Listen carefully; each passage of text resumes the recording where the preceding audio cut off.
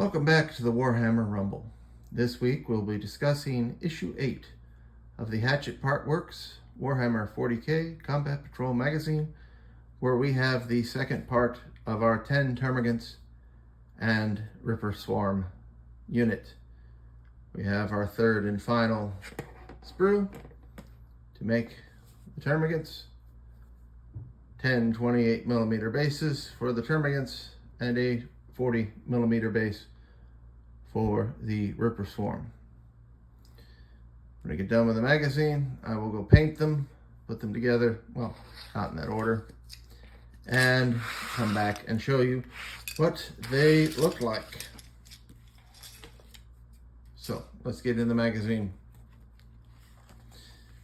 We have a paint section, 3 read sections, collect section, and 2 play sections, a section B and a section F. So we've got a scenario and a basics.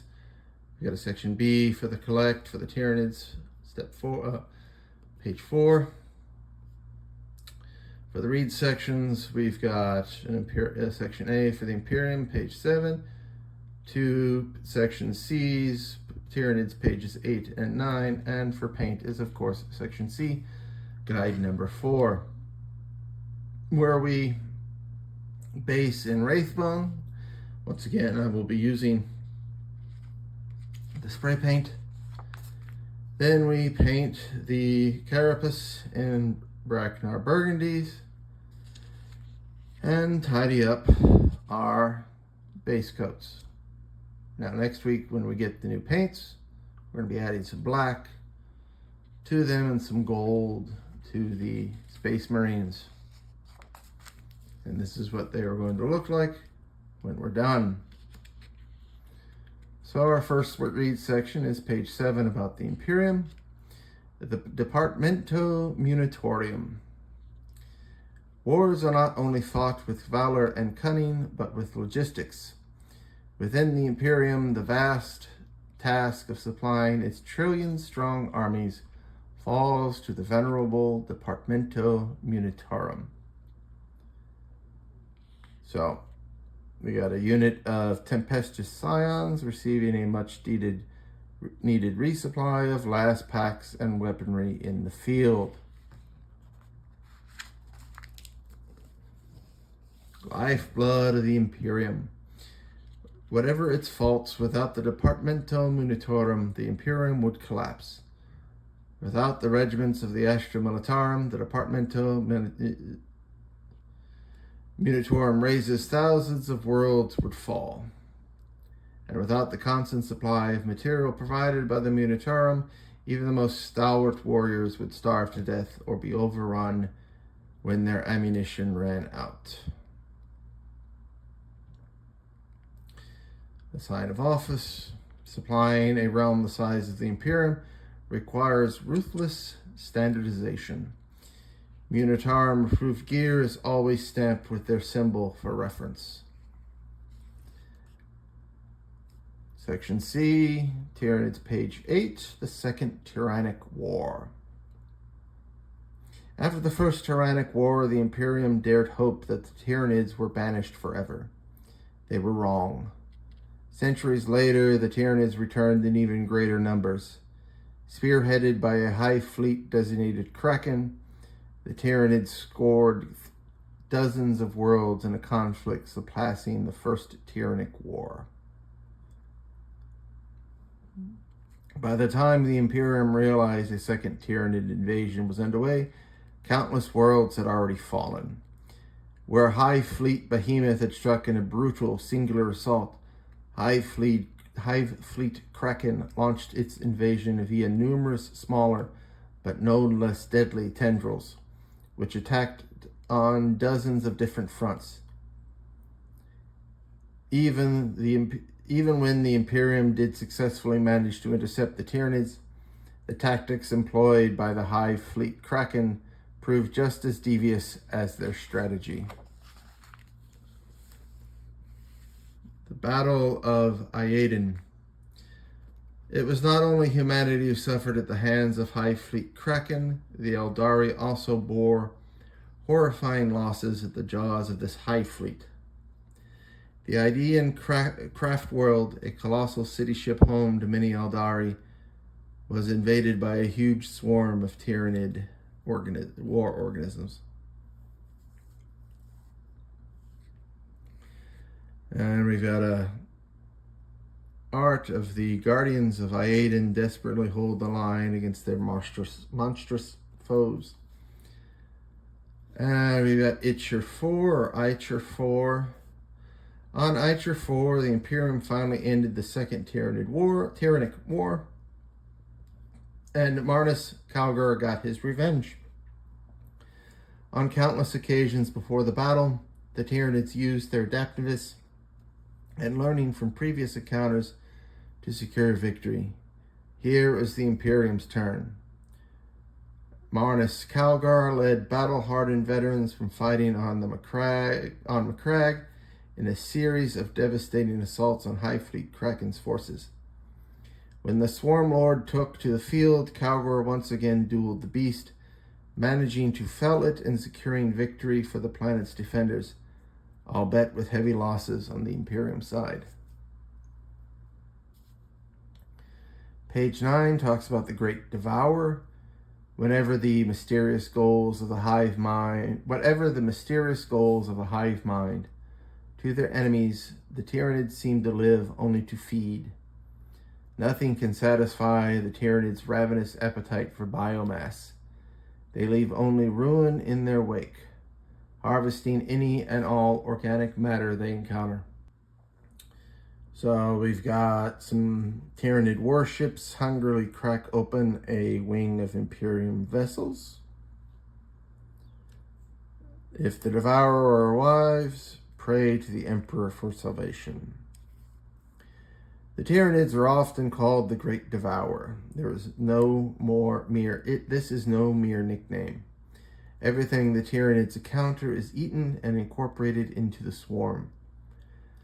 From flooding vessels with digestive juices during space combat to deforesting entire planets with dedicated feeder organisms, the Tyranids are relentless in their hunt for biomass.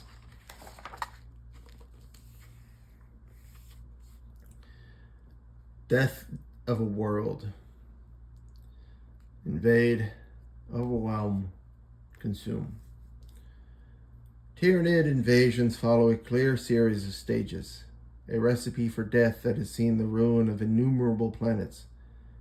Once the Tyranid infestation cycle has begun, only radical intervention can break it. No matter how verdant the world or how ardently it is defended, most will end up as lifeless husks. So, you got the three stages. And our collect page, section B, page 4 of the Tyranids. Termagants. Termagants are the skittering, chittering heart of the Tyranid swarm. They course across the battlefield in vast packs, bringing down opponents through relentless assaults. Armed with organic rifles that fire flesh-boring beetles and sharp claws, they can overwhelm any foe through sheer weight of numbers. Once again, we have a background table, unit name, deeds, and our data sheet, which shows a 6-inch movement, a toughness of 3, 5 up save, 1 wound, OC of 2, and leadership of 8. So, pretty basic stats. The Fleshboro assault weapon has the assault keyword. It's a range of 18 inches, an attack characteristic of 1, ballistic skill of 4 ups, strength 5, AP 0, damage 1. Their melee weapons are chitinous claws and teeth. Range is melee, attack 1, weapon skill of 4 up, strength 3, AP 0, damage 1. So, each of these 10 termagants can fire once with their attack of 1s or attack once with their melee attack 1. So you'd be rolling 10 dice. And you would compare your ballistic skills, your strength versus the toughness of the opponent. Our play section is Basics 5, Section B, which discusses charging and combat, much like I mentioned last week. So for a charge, you are rolled 2d6, and you are trying to meet or exceed the distance between you and your opponent, as long as it is equal to or less than your movement movement phase, I think. Must be within 12 inches, so ignore that last comment. So if you are 5 inches away, 6 inches away, you roll 2d6. As long as, in this case, it's a 5-inch charge. You need at least a 5 to make your charge and exceed it. If you don't get a 5, you failed at the charge. And remember that every unit has an engaged range of 1 inch. So as long as you can get within an inch of the unit, in this case half an inch, you're good, you made your charge. And once you're in engagement range, you can now do melee attacks, piling in and consolidating. So as long as one unit gets within, you can then pile in and consolidate the rest of the rest of the models in that unit that got within the range.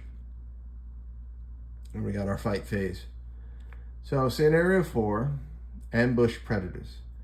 Having been caught out by several bold space marine maneuvers, the Tyranids are striking back. They have identified a group of Infernus Marines. These warriors believe they have a superior defensive position, but with cunning, the Tyranids will be able to ambush them. Your mission is to advance stealthily up the board, and where necessary, deploy the termagants as a distraction in order to ambush the Infernus Marines and slay them in melee. To make it simpler to learn this mission, ignore the ranged weapons used by the termagants and have the Von Ryan's Leapers Fight's first rule for now. Now, a fight's first rule means that when a unit with that rule gets into melee combat, normally the defending unit of a charge will use their melee attacks first on the charging unit. But with a fight's first rules, the charging unit gets to fight first if it's the Von Ryan Sleepers. If the Von Ryan Sleepers are charged, it doesn't really matter because they will get to fight first anyway. So we've got our board, a couple pieces of terrain, our unit of Von Ryan Sleepers, 3 models, our unit of termagants, 10 models, and our unit of Infernus Marines, just 5 models. Talks about the moves, charge and fights, Space Marine shooting fights, some examples, tips, etc. And we keep going through the turns until we get to the end, which leaves our victories, Space Marine or Tyranids. Combat Patrol drawing on the back. Next week, we have our 2 paints, Retributor Armor and Abaddon Black. And the week after that is our Librarian and Terminated Armor with a base brush. So, I'm going to go put together the models, paint them, and I will be back. See you in a bit. All right, here we go. All done, all painted. It's pretty easy. Just put some Breckenridge Burgundy on the carapaces. Yeah, pretty easy. Got some touch-ups to do, of course. Always do. But Gotta remember to get the legs and the 2 dots on the tail. But back to the magazine. It's exactly how it tells you to do it. Prime them with Wraithbone. So, as you know, of course, I use the spray paint, and then paint the carapaces with Bracknell Burgundy. Easily done, and that's what they look like. Now, of course, as you can see, the individual pages are coming out of the binding of the magazine, and that just makes it easier to put into the binder, which I will do when the video is complete. You can use them to play your scenario now. Now next week we get 2 more paints, Retributor Armor and Abaddon Black. And we are going to use some Abaddon Black on here for the gun. And claw tips, I believe. I'd have to check the paint guide. And the week after that, we've got our Librarian and Terminator armor and a base brush, which means I'm no longer stuck using these starter brushes. I can actually use a base brush, which I have one here. It's been used in some of my other models, and I have other brushes, some of them not Citadel, and some of them Citadel, like another starter brush there, or a base brush here. So if you're going to use the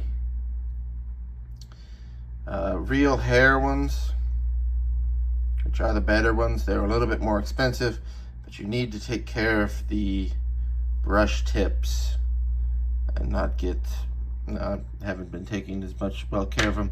I do have some brush conditioner I'm going to be using.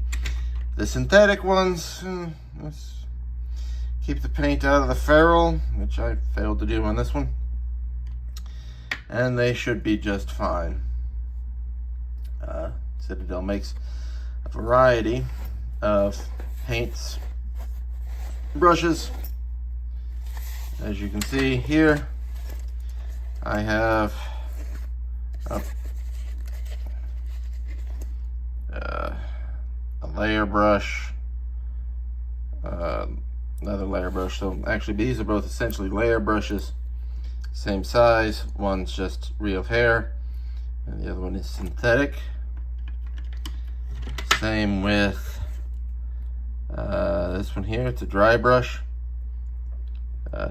synthetic, and for the same size, I believe, it's a shade, here's the real hair dry brush. So it all depends on what you're doing. They make a variety of brush sizes.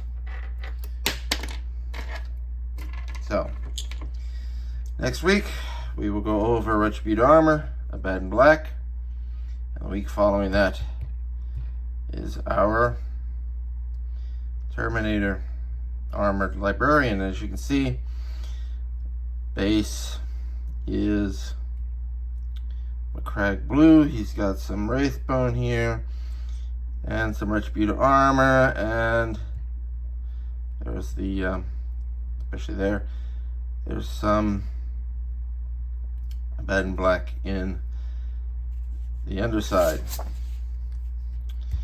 Well, thank you for watching. Don't forget to like, share, and subscribe. As always, please leave a comment if you have any questions, and I will see you all next week. Have a nice day.